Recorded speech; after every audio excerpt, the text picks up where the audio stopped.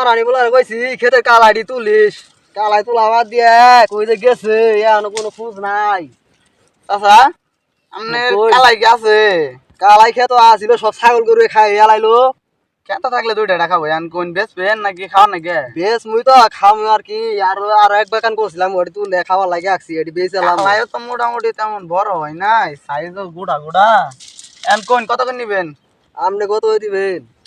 আমি তো হাজারে মন কালাই ফ্রেশ আছে হাজারে মন দিবার চাইতাছি হাজারে মন দিন হাজারে মনই আব্বা ক